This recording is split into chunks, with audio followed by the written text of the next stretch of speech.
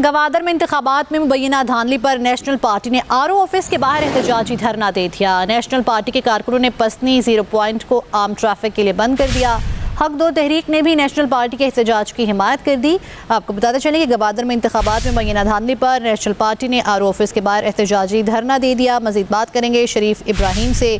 इब्राहिम बताएगा कि गवादर में भी इंतखाबात में धांधली के बाद धरना दिया जा रहा है।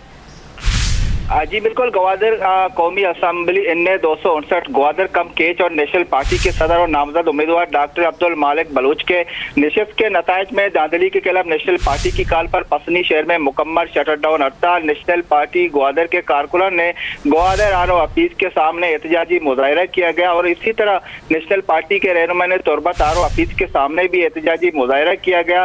नेशनल पार्टी के कारकुनान ने पसनी 0 पॉइंट के मकाम पर मकरान कोस्टल हाईवे को आमदोरफ्त के लिए भी बंद कर दिया गया, जो गाड़ियों की लंबी लंबी कतारें भी लगी। हक दो तहरीक ने बलूचिस्तान ने हड़ताल की हिमायत कर दी और मजीद ये भी बता चलो कि नेशनल पार्टी गवादर, पसनी और तुरबत के जिम्मेदारों का यही कहना है कि कौमी असम्बली NA 259 गवादर कम केज के नशिस्त में होने वाली धांधलियों की कोशिश को किसी भी तौर पर कबूल नहीं करेंगे। और ये भी है कि हक दो तहरीक खवातीन की कारकुनान ने गवादर पोर रोड पर भी धरना दिया और रुकावटें खड़ी कर दी और मेरीन ड्राइव से होते हुए ऑफिस तक खवातीन की बड़ी रैली निकाली गई। उनका यही कहना है कि जो NA 259 के नामजद उम्मीदवार हुसैन वाडेला के ठीक है शरीफ इब्राहिम, हमें गवादर से अपडेट कर रहे थे। आपका बहुत शुक्रिया।